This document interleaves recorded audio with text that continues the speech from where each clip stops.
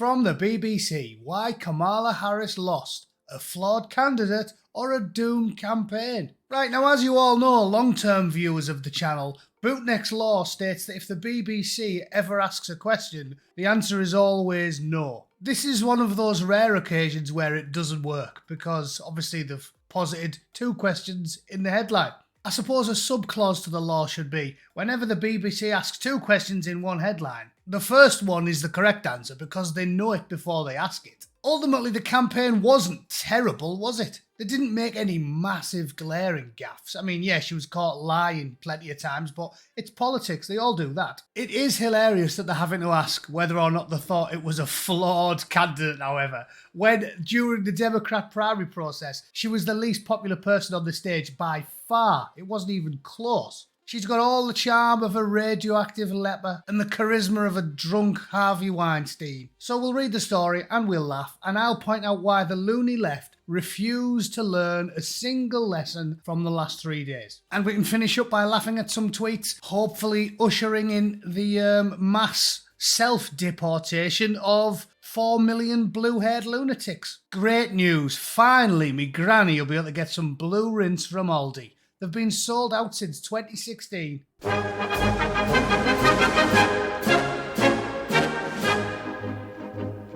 Okay, here we go. Why Kamala Harris lost. Tell us, BBC, tell us. Nearly a month ago, Kamala Harris appeared on ABC's The View. Oh my God, I'd rather watch the house burn down. Have you ever watched The View? Honestly, I'd rather get a prostate examination off Jack Reacher. Have you read the books? He's got fingers like sausage rolls. Anyway, it was expected to be a friendly interview aimed at pitching herself to Americans, but the sit-down was quickly overshadowed by her response to a question on what she would have done differently from Joe Biden. Not a thing comes to mind. Yes, because she's as thick as whale spunk. That's why. That's her fault. Still, isn't it?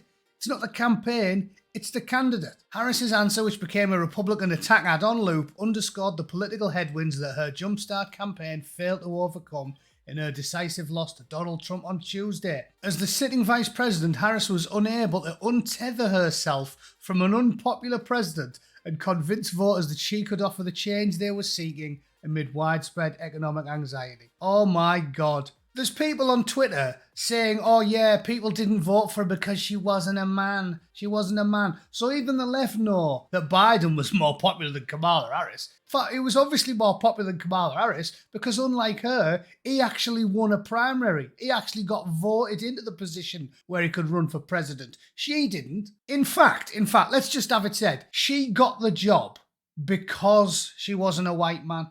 Seriously, if a white man was as charmless, cackling, irritating, and stupid and hypocritical as Kamala Harris, who got the job because she's a DEI hire, if a man had all of her qualities, he would never have got the nomination in the first place. And I told you lot this months ago, if the Democrats did lose the presidential election, it's their fault.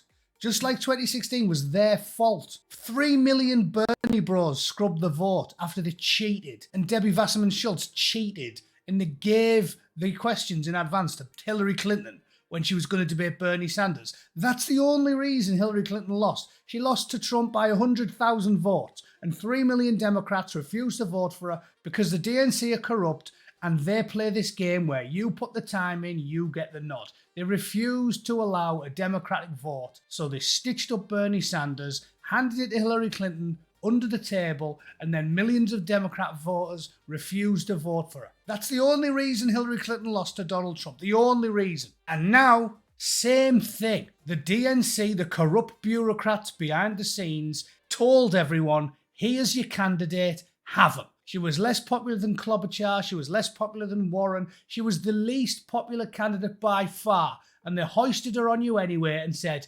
here, take your leavings, you like what you're given, peasants. Kamala got the nomination because she was a woman of colour. That's it. Case closed. And how did that go for him, eh? At least Clinton was clever. At least Clinton could, talk. At least Clinton had some gravitas. Kamala had none of it. She got picked because she's a DEI hire. The only thing Kamala has in common with Hillary Clinton is that they're both blue presidential elections and they're both blue people to get into office. Biden's baggage. Oh, this is shameless. This is shameless. They're blaming it all on Uncle Joe. After Biden dropped out following a disastrous performance, Harris was anointed to the top of the ticket. Yeah. Bypassing the scrutiny of a primary without a single vote being cast. So they're almost there. They're almost there, but they just can't bring themselves to be right for a change. She then generated a wave of initial momentum, which included a flurry of memes, a star-studded endorsement list that included Taylor Swift. Oh my God. Well, there's something else good to take away from this, isn't there? Star-studded endorsements, worthless.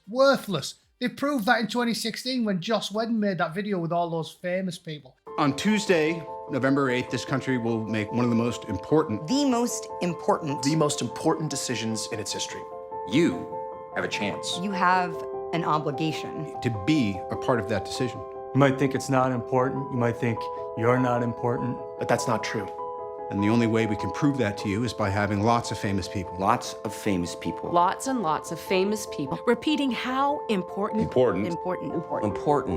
How important it is. Register. Vote.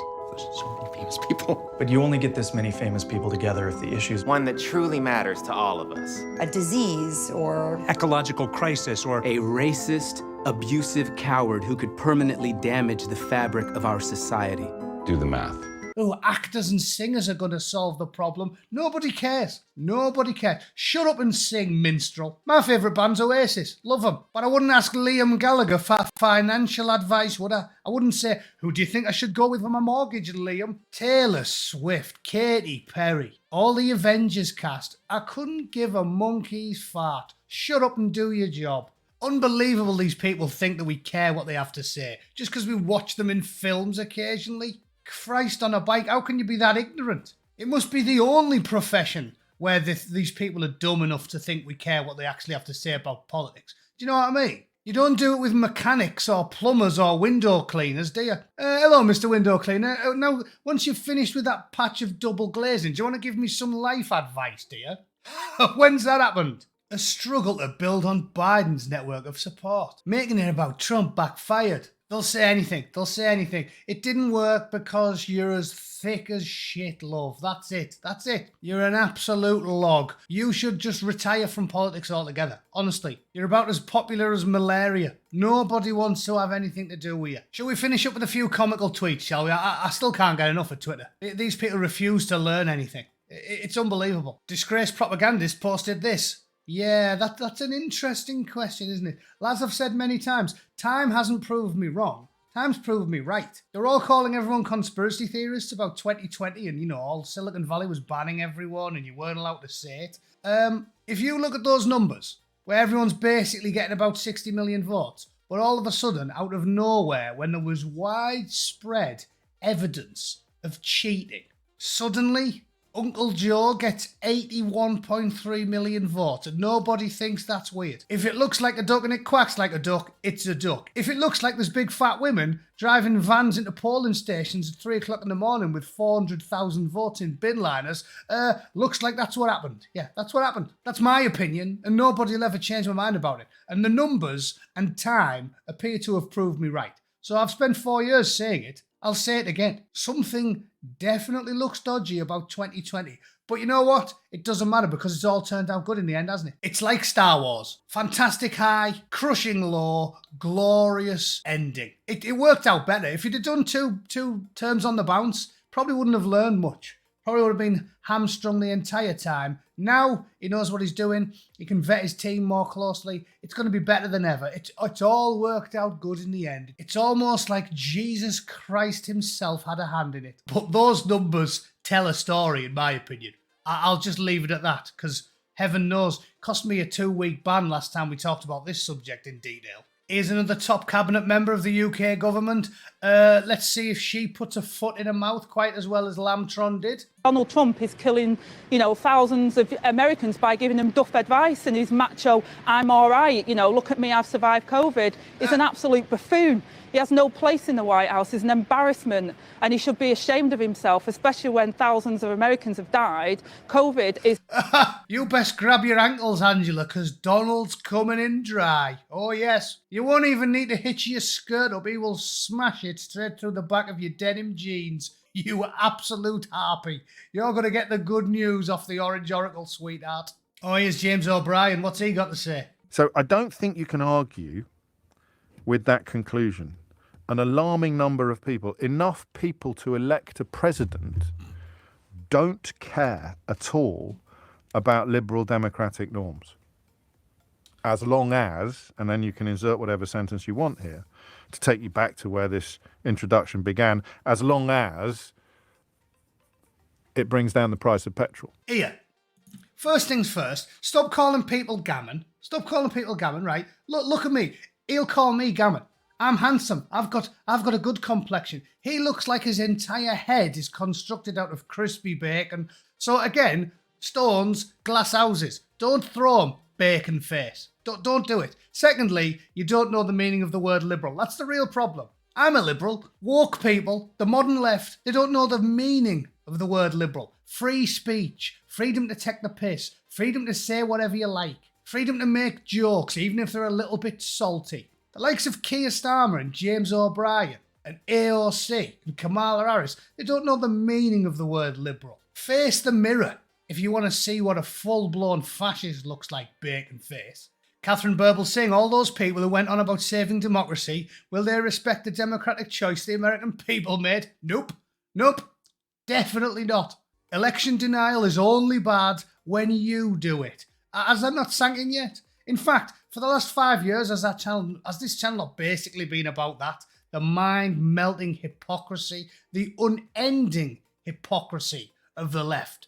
They are shameless, brazen and shameless. They're the fascists, they're the bigots, they're the ones who have the subtle racism of low expectations. No, Mr. Black Man, allow me, the educated, fat, white, middle-class woman, to tell you what you should think about life. And if you disagree with me, you're ignorant and stupid and you've got internalised racism. Shut up, Tubbs, put the kettle on. Shut up and do as you're told. Sir, these people are unbelievable. And of course, they're not going to accept the outcome of the election. And I'll tell you what, we'll end on J.K. Rowling, because Joanne is surprisingly based. Maybe she's one of those old school liberals I'm talking about. She actually knows the meaning of the term, because she was a Labour vote for like 30 years. But at least she appears to have a shred of decency, and she probably knows what the term liberal actually means, because she's a writer, a good one. To make no mistakes is not in the power of man, but from their errors and mistakes the wise and good learn wisdom for the future. Plutarch. Judging by my X-feed, a lot of progressives think the only mistake they've made is failing to call their opponents, one bollocked Austrian dictators enough. Yeah. They refuse to learn the lessons of the mistakes, so they deserve everything they get. And I could pity them for the genuine terror and tears that some of them appear to feel, but I'm sorry, if you're dumb enough to believe all the rhetoric, then you kind of deserve what you get. It's going to be an almost boring 4 years for them. Not going to round anybody up. He's not going to gas anyone. He's not going to use a firing squad on Liz Cheney. He's not going to use the National Guard to kill his opponents. Nothing like that. It's going to be almost boring. And thousands of American commentators and politicians should be ashamed of themselves because they've pathologized and terrified tens of millions of people for no reason, because it's going to be almost boring. Isn't it? No camps, no death camps, no mass murders, no assassinations, nothing. And these people are wetting the bed. As I said, I'd pity them if they weren't some of the dumbest people on planet Earth. Okay, that's the video for today. I hope you enjoyed it. I'm not going to bother showing you any more videos of lefties melting down because there's hundreds of accounts at it and we've all enjoyed them, no doubt. I'll see you all tomorrow. Have a good night. Take it easy. Toodle pip.